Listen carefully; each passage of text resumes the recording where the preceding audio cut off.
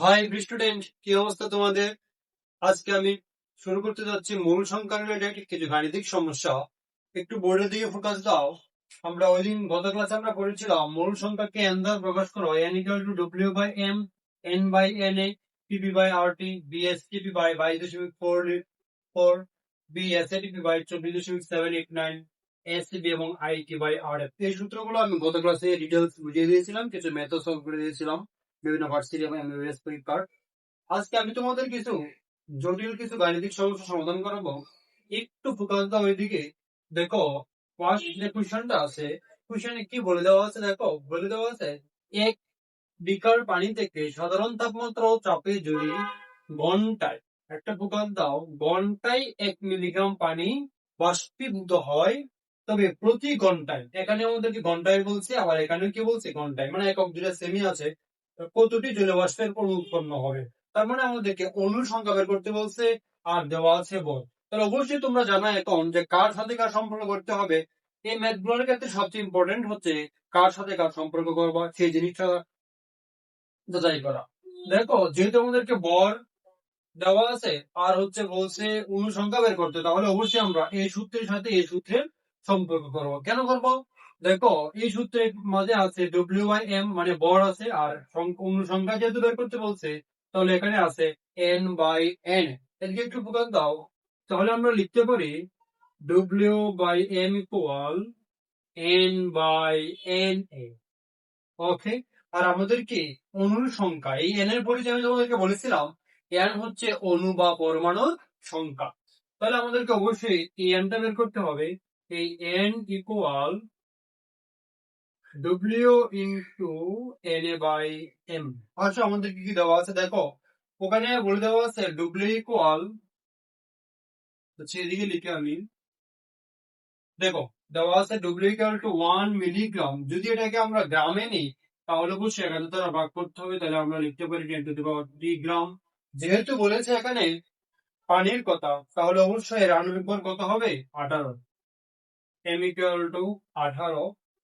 যদি মানটা আমরা এখানে বসিয়ে দিই, তাহলে দেখো 1 × 10⁻³ ইন্টু এন।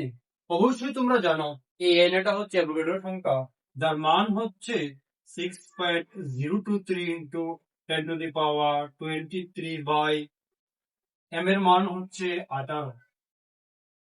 যদি তোমরা এটা ক্যালকুলেশন করো, তাহলে অবশ্যই রেজাল্টটা চলে আসবে। আমি তোমাদের হিসাবের সুবিধার্থে একটু ক্যালকুলেশনটা করে দিচ্ছি, তোমরা এদিকে একটু ফোকাস দাও বাবা।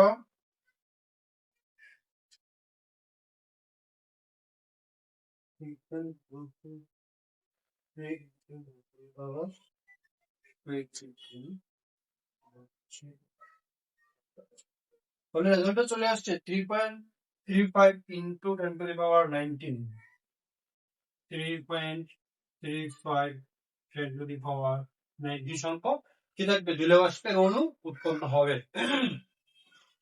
আশা করি ভাইয়েরা অবশ্যই তোমরা এটা বুঝতে পেরেছো। এরপর আসো 2 নম্বরের ম্যাথটার ক্ষেত্রে তাকাও। প্রথম ম্যাথটা আর 2 নম্বর ম্যাথটা দুইটা একই কন্ডিশনে, কুশনের দিক থেকে তাকালে একটু বুঝতে পারবা। জলীয়বাষ্পের কারণে একটি পাত্রের পানি যদি প্রতি ঘন্টায়, দেখো এখানে বলছে যে প্রতি ঘন্টায় 10 মিলিগ্রাম ওজন হারায়, প্রতি ঘন্টায় 10 মিলিগ্রাম ওজন হারায়, তবে প্রতি সেকেন্ডে।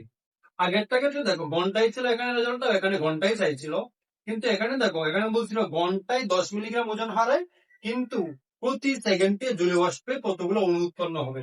তাহলে যেহেতু আমাদের এখানে সেকেন্ডের কথা বলছে, তাহলে এই ভরটাকে আগে আমাদের প্রথমে সেকেন্ডে কনভার্ট করে নিতে হবে।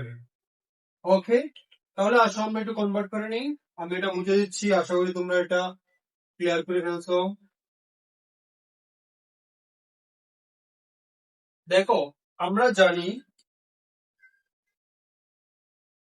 1 আওয়ারে হচ্ছে তোমার 3600 সেকেন্ড। ওকে, 1 আওয়ারে কত সেকেন্ড? 3600 সেকেন্ড। যেহেতু বলছে প্রতি ঘন্টায় 10 মিলিগ্রাম ওজন হারায়, তো প্রতি সেকেন্ডে কতটি জলীয়বাষ্পে অণু উৎপন্ন হবে। তাহলে দেখো 3600 সেকেন্ডে সে ওজন হারায় কতটুকু? 10 মিলিগ্রাম। আমরা এটাকে গ্রামে নিয়ে নিই, ইন্টু 10⁻³ গ্রাম। তাহলে আমাদেরকে বের করতে হবে কত সেকেন্ডে? 1 সেকেন্ডে। তাহলে 1 সেকেন্ডে কত আসবে? 10 into 10 to the power minus 3 by 36। দেখো এই ক্যালকুলেশনটা করলে যে রেজাল্টটা আসবে, তাহলে আমাদের ভরটা সেকেন্ডে কনভার্ট হয়ে গেল। ভাইয়া একটু ফোকাস দাও এদিকে, তোমাদের হিসাবের সুবিধার্থে আমি ক্যালকুলেশনটা করে দিচ্ছি। 2.27 10 to the power minus 2.27 into 10 to the power minus 6। ওকে, দেখো ওজনটাকে আমরা সেকেন্ডে কনভার্ট করে নিয়েছি, বাকিটা আশা করি তোমরা অবশ্যই পারবে। তারপরে ফরম্যাটটা আমি একটু বলে দিচ্ছি। দেখো আমাদেরকে বের করতে বলছে প্রতি সেকেন্ডে জলীয়বাষ্পের কতটি অণু হবে, আর আমাদেরকে দেওয়া আছে ভর। তাহলে আমাদের কার সাথে কার সম্পর্ক করতে হবে? ডব্লিউ বাই এম এর সাথে এন বাই এন এ। দেখো ডব্লিউ বাই এম এর সাথে এন বাই এন এ। আশা করি তোমরা এই কোশ্চেনটা আমার করে দিতে হবে না, কারণ তোমরা অবশ্যই এখানে পারবে। কারণ এম এর মান তোমরা জানো হচ্ছে 18, আর ডব্লিউ এর মান হচ্ছে আমরা এটা পেয়েছি 2.27 into 10 to the power minus 6 গ্রাম। আর হচ্ছে যেহেতু আমাদেরকে এন বের করতে বলছে, তাহলে প্রিভিয়াস কোশ্চেন আমরা সেম কন্ডিশনে করেছিলাম। আশা করি তোমরা এটা পারবে। ওকে, আমি তোমাদের উপর এটা রেখে দিলাম, তোমরা একটু প্র্যাকটিস করবে। এরপরে আসো 3 নম্বর কোশ্চেনটা, মোস্ট ইম্পর্টেন্ট একটা ম্যাথ, এটা প্রায় ভর্তি পরীক্ষায় আসে। দেখো বলছে ওনারা 65টি স্বাক্ষরে দিতে গ্রাফাইট পেন্সিলে, কিসের কথা বলছে? গ্রাফাইট। গ্রাফাইট মানে হচ্ছে এখানে কার্বনের কথা বলছে। কিসের কথা বলছে? কার্বন, যার আণবিক ভর হচ্ছে 12। এরপরে দেখো গ্রাফাইট পেন্সিলের 56.6 মিলিগ্রাম খরচ হয়, তো প্রতিটি স্বাক্ষরে কতটি কার্বন পরমাণু খরচ হবে? প্রতিটি স্বাক্ষরে, একটা স্বাক্ষরে তাহলে 50টা স্বাক্ষরে খরচ হয় এতটি, আর আমাদেরকে প্রতিটি স্বাক্ষরে কতটা খরচ হয় সেটা বের করতে হবে। তাহলে প্রথমে আমাদেরকে একটা স্বাক্ষরে কত,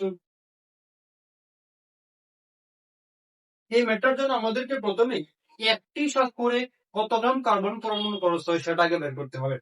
দেখো এখানে বলে দেওয়া আছে 500টি স্বাক্ষরে, তাহলে আমরা লিখতে পারি 500টি স্বাক্ষরে খরচ হয় 0.6 গ্রাম। 6, দেখো এখানে মিলিগ্রাম দেওয়া আছে, তাহলে 10 to the power minus 3 gram.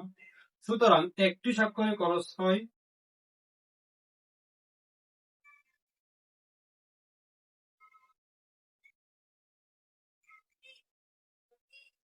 By 500।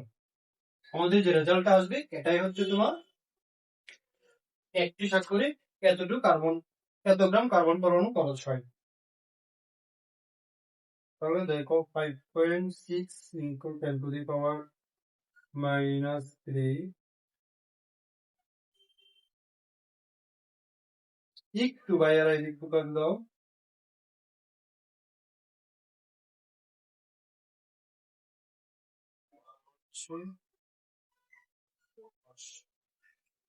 এটা আসে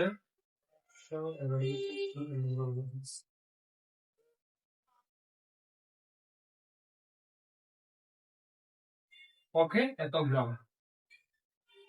আমাদেরকে বের করতে বলছে প্রতিটি স্বাক্ষরে কতটি কার্বন পরমাণু খরচ হয়, যেহেতু এখানে ভর দেওয়া আছে আর বের করতে বলছে কতটি কার্বন পরমাণু, তার মানে এন এর মান বের করতে বলছে।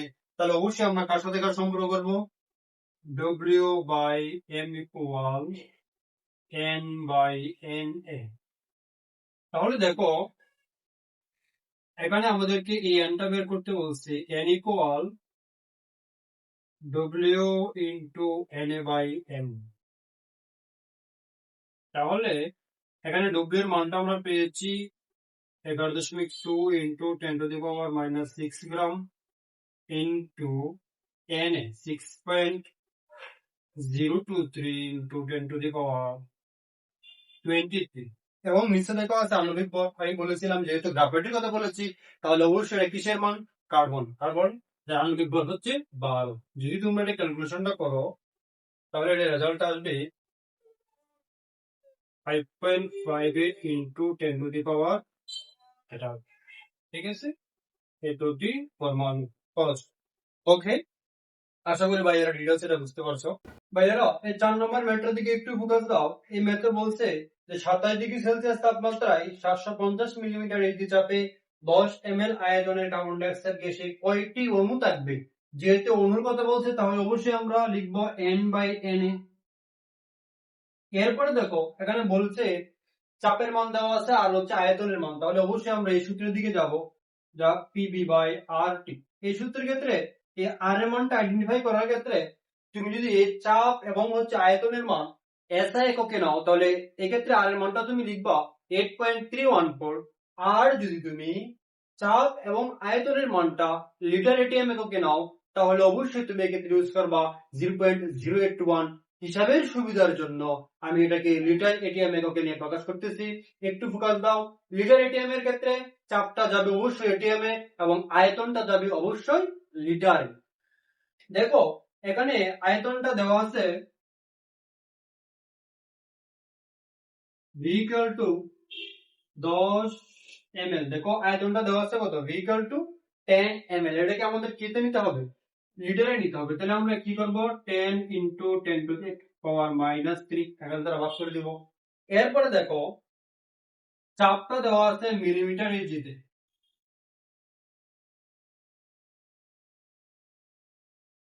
ওকে, এটাকে আমাদের এটিএম এ নিতে হবে। যদি এটিএম এ নিতে চাই আমরা জানি 1 ATM equal to 760 millimetre Hg. তাহলে দেখো এটাকে আমরা কত দ্বারা ভাগ করব, 760 দ্বারা ভাগ করে দিব।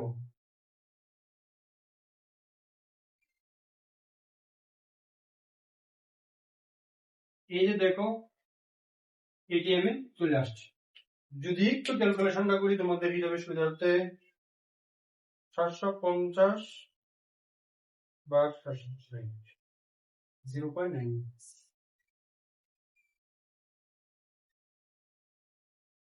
ওকে, এত এটিএম। ওকে, আশা করি বুঝতে পারছো। তাহলে আমরা এখন যদি মানটা বসাই, আর একটা জিনিস দেখো এখানে তাপমাত্রা দেওয়া আছে 27 ডিগ্রি সেলসিয়াস তাপমাত্রা, তার মানে এক্ষেত্রে টি এর মানটা কত আসবে, 27 এর সাথে তুমি যদি 273 যোগ করে দাও তাহলে এটা আসবে 300।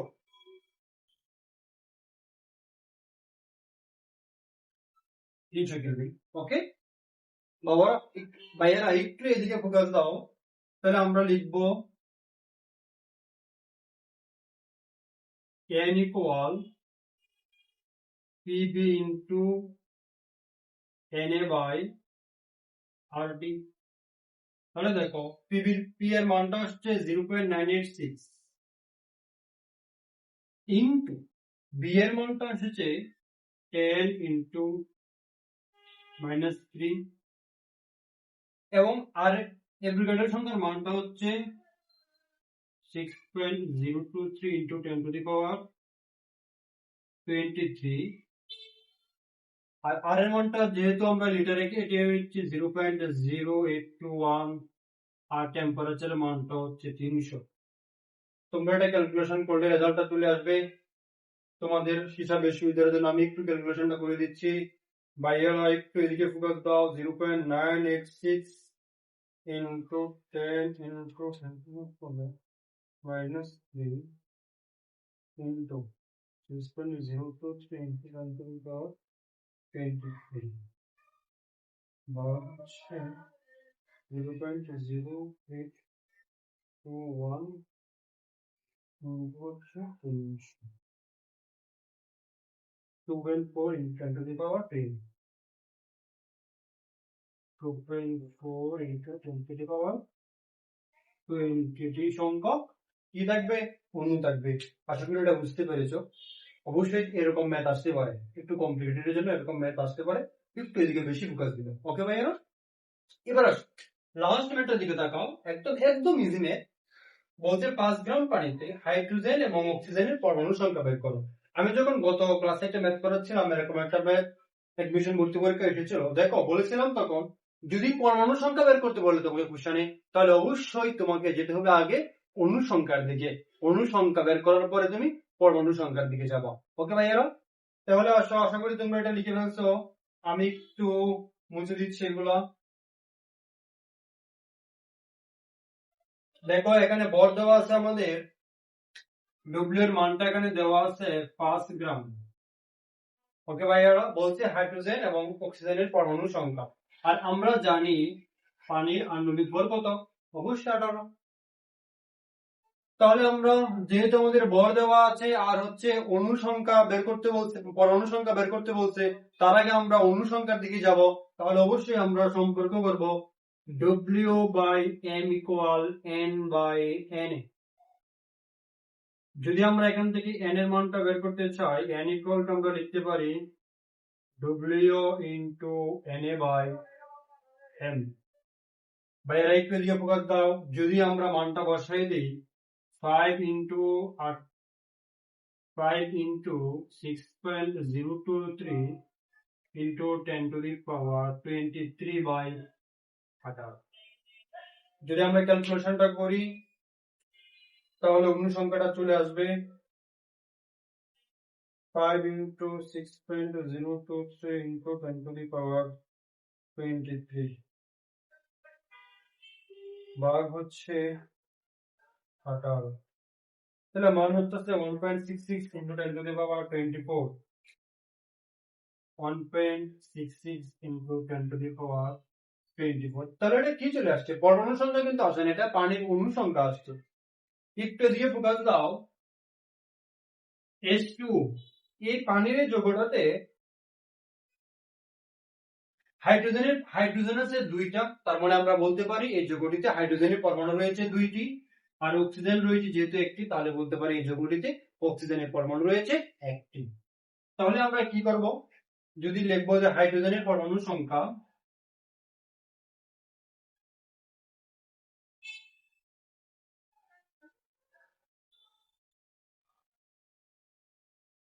যেহেতু এখানে হাইড্রোজেনের পরমাণু রয়েছে 2টি, তার মানে আমরা এই রেজাল্টটাকে 2 দ্বারা গুণ করে দেব 1.66 × 10⁻24।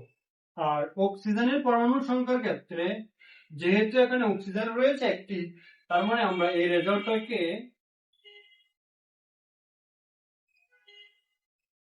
1 দ্বারা গুণ করে দেব। আশা করি তোমরা বুঝতে পারছো। ওকে ভাইয়ারা।